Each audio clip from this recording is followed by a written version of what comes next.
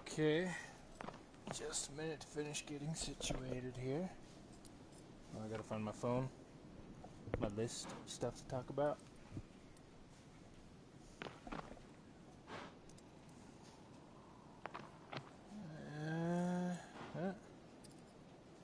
Huh? Huh? Okay, I think we're good. Stir up my drink here a little bit. Take a. Oh yeah, that's nice. That's nice. Take a sip. Oh, oh, that's good. Okay, on we go. Maybe I should just walk everywhere. Anyway, welcome. It's been a while. Wonder how are you guys all doing? Yeah, it's been a while. Been some happenings going on in life and whatnot. School, obviously one of those things, starting back up school and everything's getting really busy.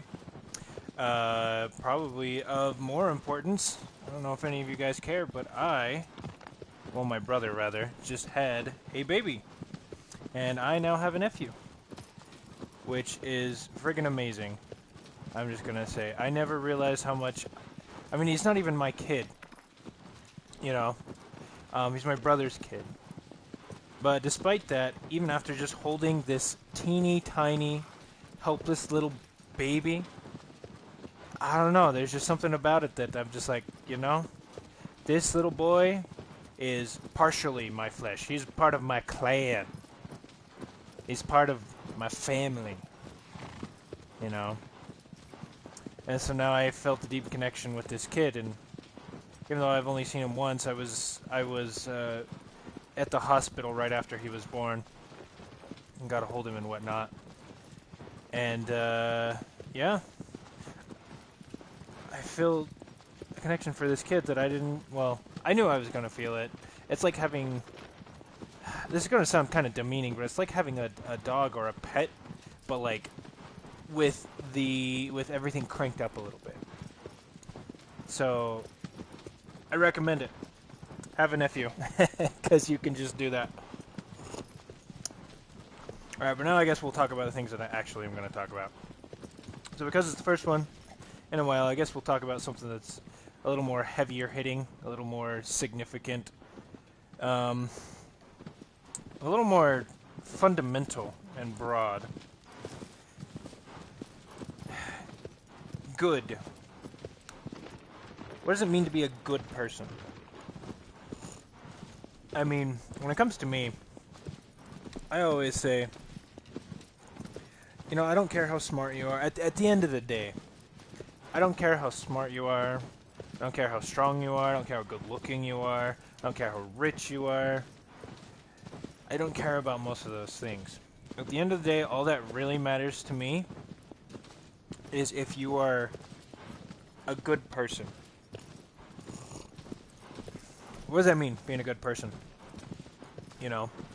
Honestly, it depends on who you ask. Like, so much in the world, so much about things like this, it's subjective.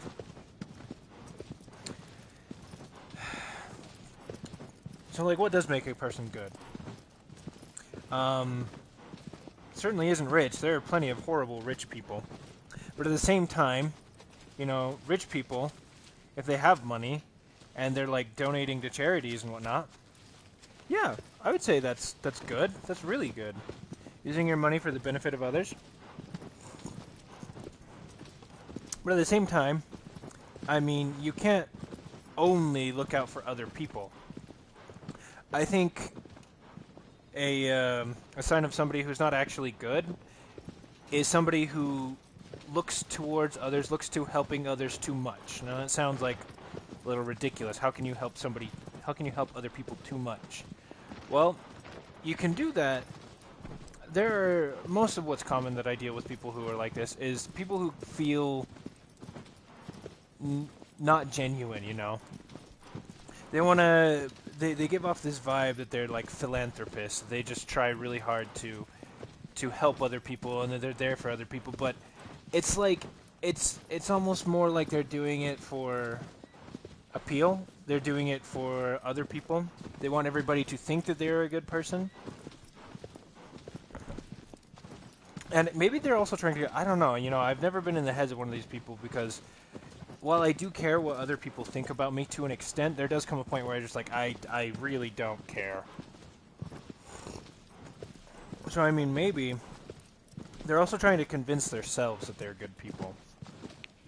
And they have these ideas that this is what a good person does. A good person is selfless. A good person always sees the good in other people. Like, for example, right? I mean, I'm all for optimism. I mean, I'm a very pessimistic person. I'm going to be totally honest. I had talked about this before, but come on, horse. I am generally a pessimistic person, but at the same time, I do have a fundamental hope that things will get better. Things can get better, you know. Shoot, where was I going with this? So you have people who... Oh yeah, that's where I was going with it. So you have people who will insist on seeing only the good in people, but never acknowledge the bad, which I think is a dangerous thing. Like, say a serial rapist, okay? I mean, in that instance, I am all for, like, looking for the good in a person. Maybe they had a bad background. Maybe they have a chemical imbalance in their brain. Maybe yada, yada, yada. Maybe they've done these good things. Maybe they've done these good things, etc., etc. But at the end of the day, a serial rapist is a serial rapist. And no matter how much you look towards, like, you try to look for the good in that person, at the end of the day, they've done horrible, horrible things. Are they capable of being retrained, rehabilitated, and eventually taught to be a good person? It's possible. Is it probable even? I don't even know if it's probable. But you know, when you're trying really hard to see the good in people to an extent that you're actively ignoring the bad they cause, and by extension the bad that they cause doesn't get fixed or goes untreated, then we have a problem. Which I think some people do that in their attempts to be a good person. They totally ignore the bad. Take, for example, this is a really recent endeavor. Actually, I wrote this topic forever ago. One of my favorite artists is a band called As I Lay Dying. Now, I loved their music. The music was great, and I love metal, and I love the lyrics, I love the instrumentals. Like, I can hear an As I Lay Dying songs and just know from the guitar that this is an As I Lay Dying.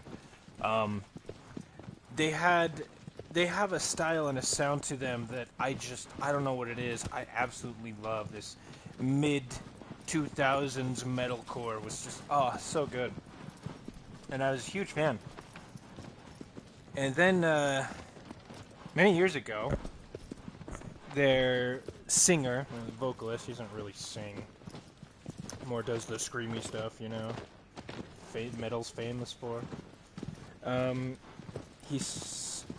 He was convicted of attempted murder. Because what he tried to do is he tried to hire a hitman to kill his ex-wife. And the way he got caught was in trying to hire a hitman. The guy he was talking to that he thought was a hitman was actually an undercover cop. And he got busted. And he got sent to jail.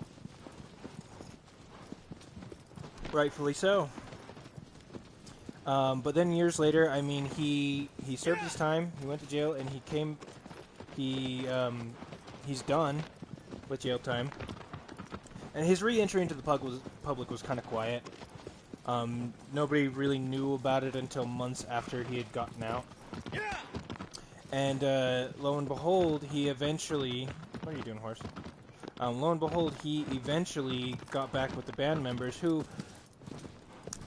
several of the band members hated this guy for what he had done, because... And there's there's multiple reasons for that. One band member in particular was just distraught from everything that happened. And, you know, when somebody you know tries to kill somebody else, you tend to lose a lot of respect for them, and especially if you knew them on a very intimate level, a very personal level.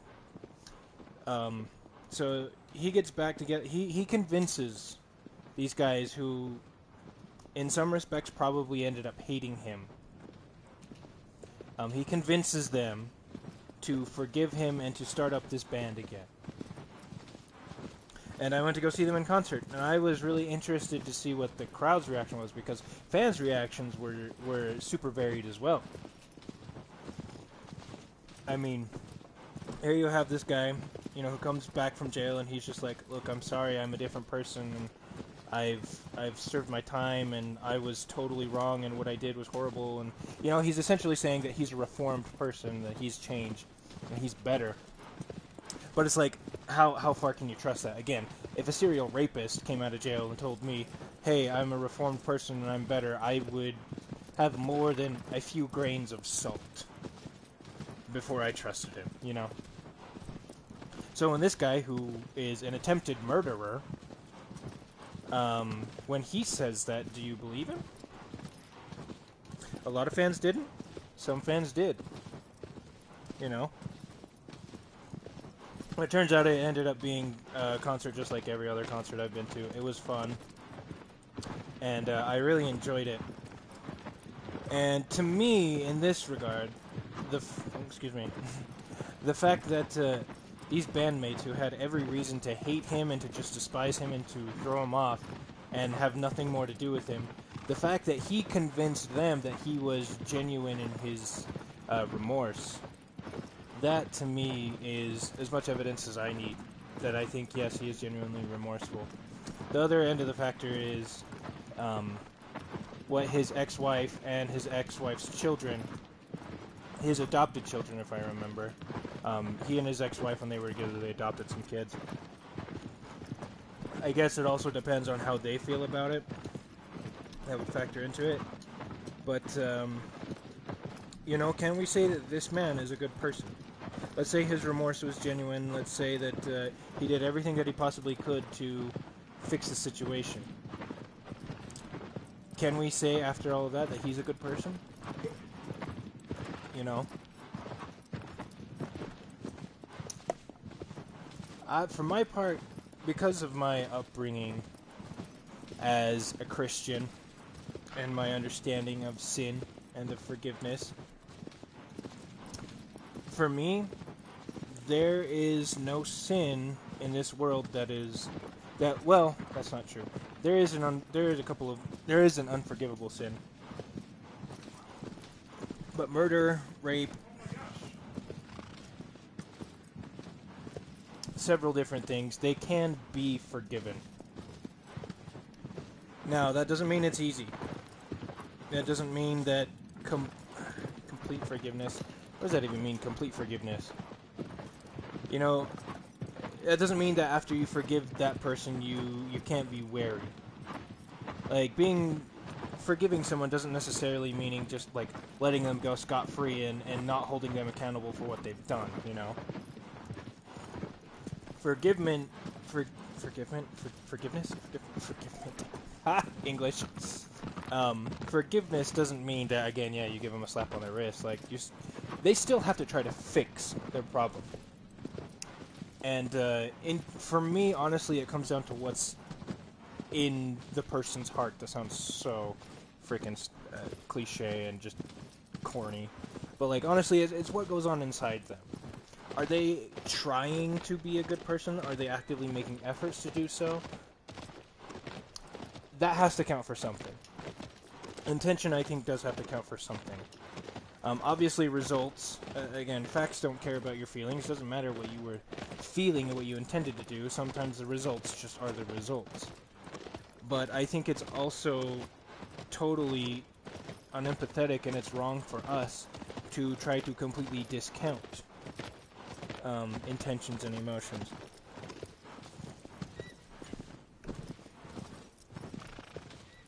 So yeah, what does it mean to be a good person? So, and another thing, kind of like that I talk about, like for me, I try very hard to expand my knowledge, as it were, you know?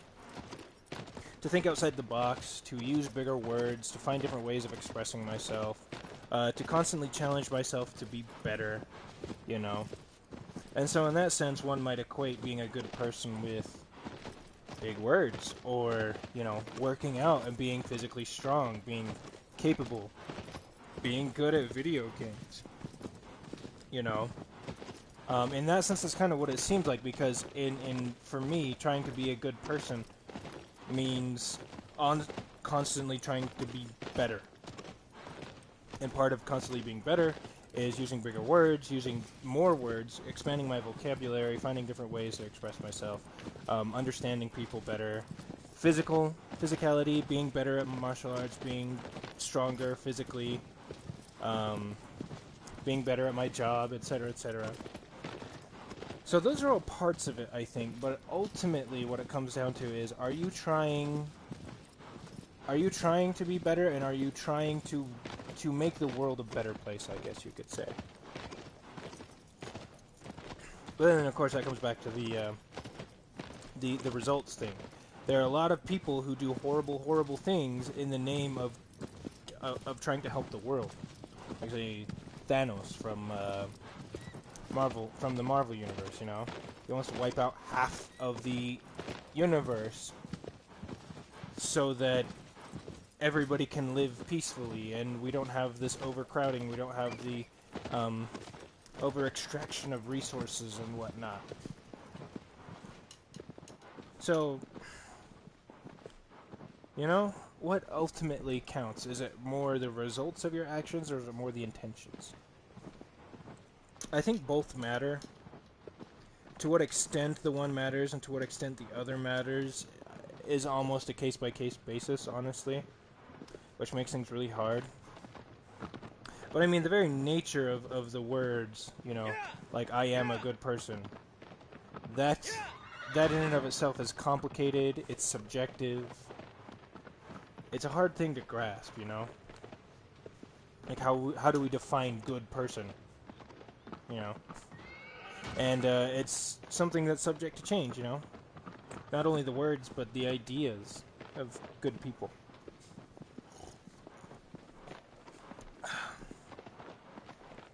So, you know, some food for thought there.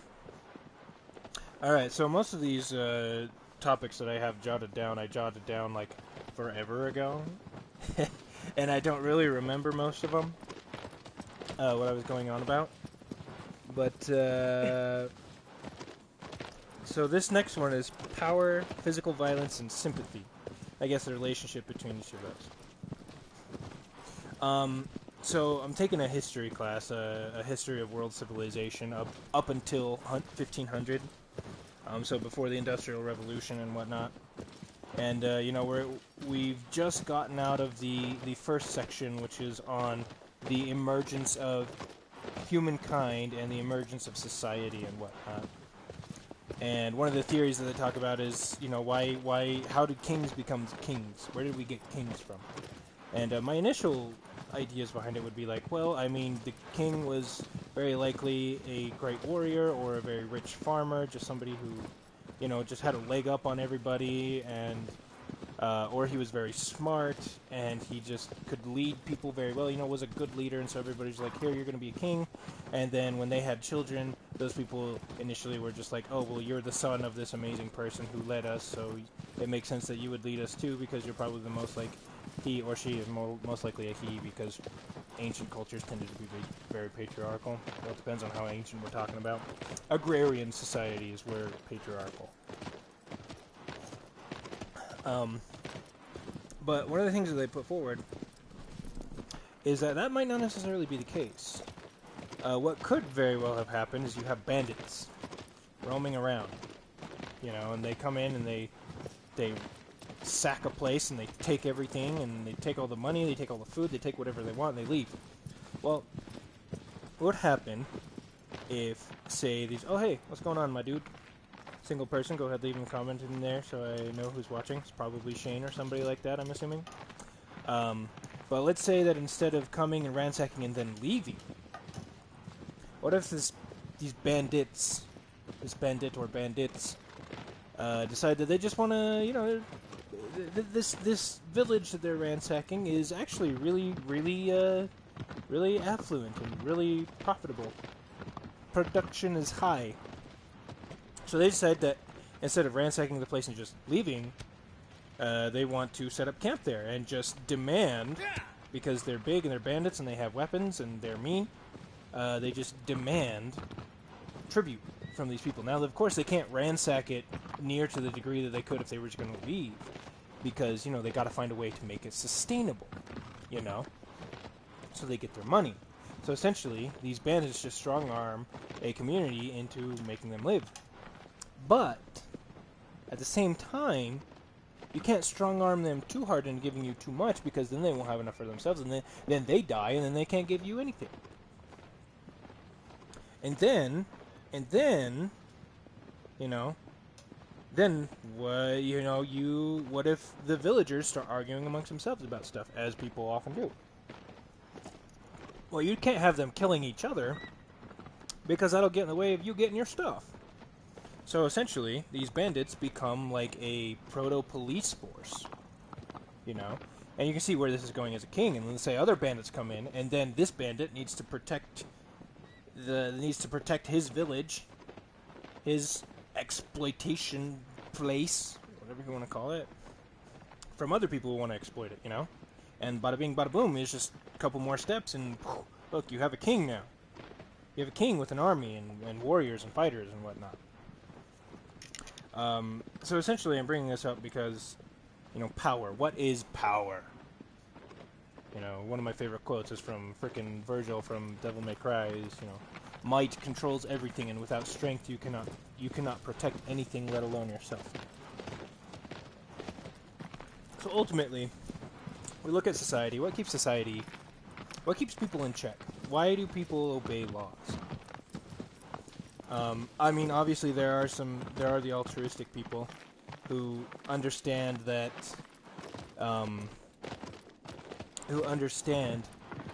in order for society to function, we all need to sacrifice a little bit, we all need to work together, and we need to be good to keep things going, in order for everything to work. But from my understanding of humanity and my general pessimistic view on everything, most people are not like that. Most people are selfish, self-serving, self-interested, and if they could break the laws, they totally would. If they could break the laws and get away with it, they totally would.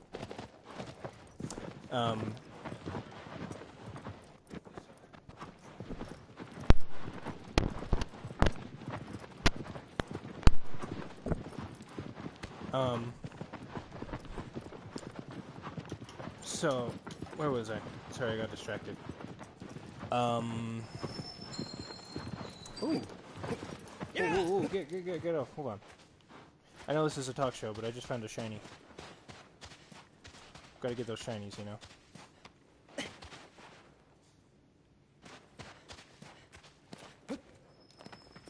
So what was I talking about? Power.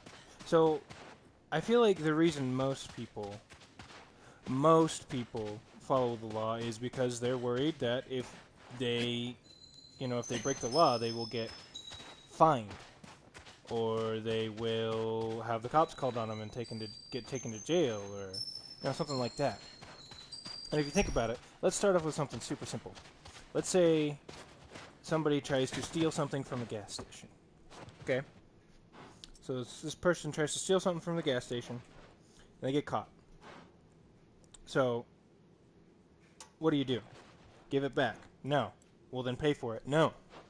Okay, well, I'm going to call the cops on you. Okay. And let's say that they, or let us assume that they do run away and they escape.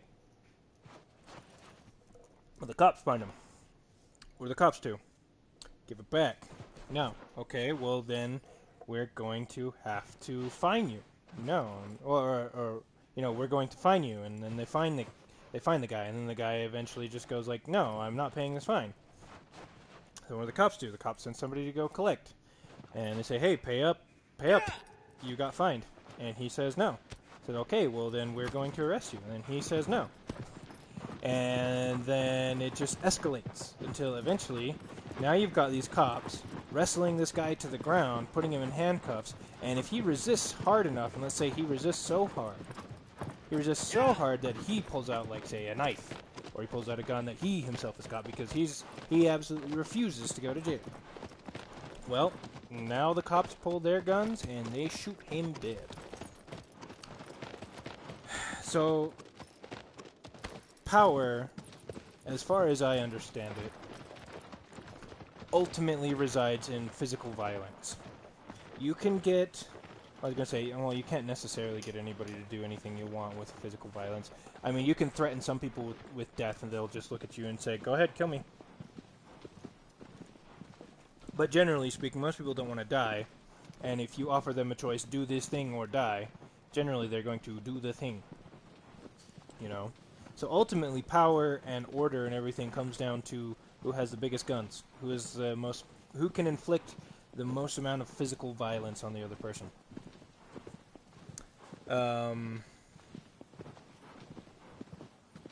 Shoot, there was another point I wanted to go with. Give me a second. I'm talking about power. Power ultimately comes down to physical violence. I mean, there is... Oh, that's what it was. So, if any of you guys have seen Game of Thrones, somebody, I can't remember who, puts a what-if scenario. So, say there's a sellsword. You know, a sellsword, a mercenary. And surrounding the mercenary is a priest, a king, and a merchant. So the king says, and these three all hate each other. And so the king says, serve me and kill these other two, because I am the king and I am the ruler of the country. And the priest says, you need to kill these other two, or because I am the priest and the gods will smite you if you do not, and you will suffer in hell or whatever. Then the merchant says, kill these other two and I will make you rich, you know. And the initial question was, who has the power in this thing? And I remember, because it was presented like we don't know who has the power, who's really in charge here.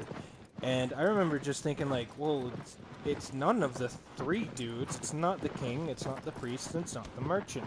It's the sellsword. You know what the sellsword could do? Sellsword could kill the priest, take over his mantle as religious leader, kill the king, become the king, and then kill the merchant and take all the merchant's money. You know? If the sellsword likes the king as his ruler, then he will kill the other two. If he likes the merchant as his ruler, he'll kill the other two. And if he likes the priest as you get the point. So, power ultimately resides in who can inflict the most amount of physical violence. Now, that's not to say that, say, somebody has, with a sharp intellect and some good wit and a silver tongue can't convince somebody with more power to do stuff, and in that sense, convincing, persuasion. That is definitely a form of power. But, I mean, if you can't, ultimately somebody with a silver tongue has to convince somebody with physical power to do something, or else nothing will happen. It doesn't matter how silver your tongue is. You can't convince the powerful people to do the things that you want. Well, then you're screwed.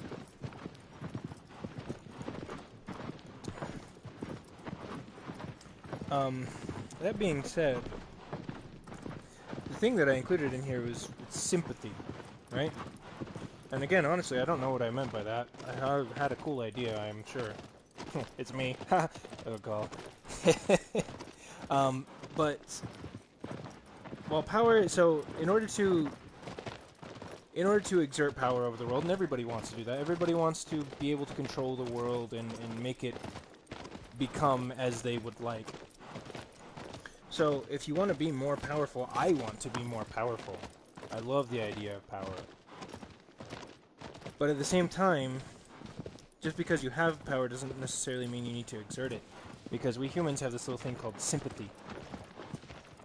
And sympathy is a very powerful thing. Ha ha ha ha! It's funny we're talking about power. But when you have power, you need to also counterbalance it with a requisite amount of sympathy. Because if you just exert power, and you just exert your physical will among people without taking into consideration how it will affect other people, well, then you just made the world a worse place. You're going to make a lot of people unhappy. You're going to make a lot of people sad. And things just won't work out. So with cops, I mean, my experience with cops here in Utah has actually been really good. I've found that if you're speeding or something, or in my case, I flipped a Yui on a road that I didn't know I could flip a Yui on. One time my tags were past date. I just told the cops, I'm like, look, well, okay, with the U-turn I actually didn't know. But this one time I got pulled over speeding, and I was just like, oh, I guess I was speeding. He's like, yes, you were. I'm like, well, yeah, it's just late, and I'm just trying to get home. And I wasn't paying attention. And, he let me off with a warning that time. He's just like, okay, we'll just, take it easy, especially if you're tired. And I'm like, okay, cool. And then the other time where I didn't have my tags on, he's like, dude, you don't have your tags. And I was like, I know. I'm a student, and I've been busy, and I haven't had time, and I haven't had money. And he goes, okay, well, I'll let you off with a warning this time, but again, if you get pulled over again, you're just screwed. And I'm like, okay. So, having sympathy, and I now really appreciate the cops that I have been around, because they were understanding, and if I had gotten pulled over again, I would have been like, well, suck. I had my chance. And by doing that, we make the world a much better place. Power without sympathy is bad. It makes people unhappy. Power with sympathy, though, that can make everything great. Now, just because you have sympathy, though, doesn't necessarily mean that some things that people want are just wrong. And being able to sympathize with them is important. But you need to be able to... Oh, maybe that's where I was going. There's a quote that I've heard. People want to be understood more than they want to be right. Which I think for most people is true. Not for everybody. Some people just want to be right.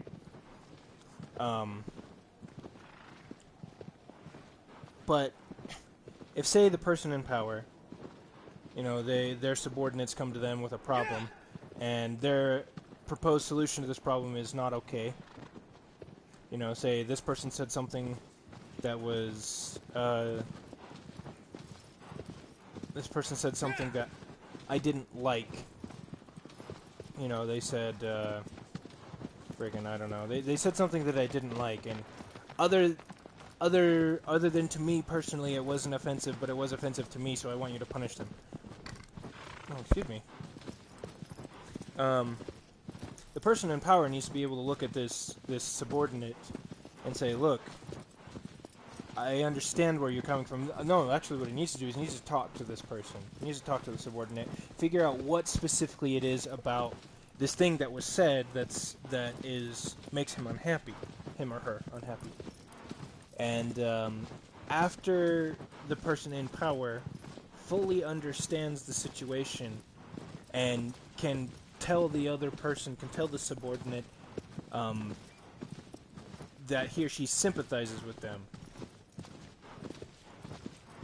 at that point, the person in power can say, look, I get where you're coming from, I understand why you feel this way, but for the sake of this, and this, and because of X, Y, and Z, that is not okay for me to punish this person that you want me to punish. It's not okay for me to exert power in this way.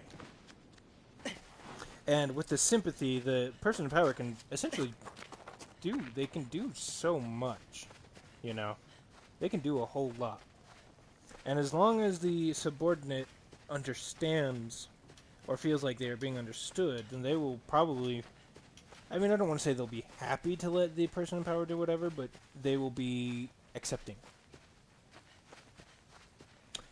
As long as you get, true sympathy. And there are some people that they just insist that they cannot be understood, and they will not let any amount of sympathy dissuade them from... there's no amount of sympathy you can give them that will be satisfactory. And those people, I mean, that's what we have jail for. Or not necessarily jail, but we just gotta, ignore them. Who cares? Alrighty. So it's been 35 minutes. It's a little bit longer than I anticipated. I think I'm going to keep these down to about 30 minutes. I can't remember what they used to be. But yeah, I'm going to keep them at about 30 minutes. This one was a little all over the place because, again, I was dealing with subjects that I had written down forever ago, and I'm not entirely sure what I meant by some of them. And there's a lizard. But yeah, hopefully the next one will be a little bit better. It's good to be back. I like doing this just before, at nighttime to help me wind down a little bit. And I hope I helped you guys wind down a little bit, You can find these all on YouTube. Yeah. And we'll see you guys.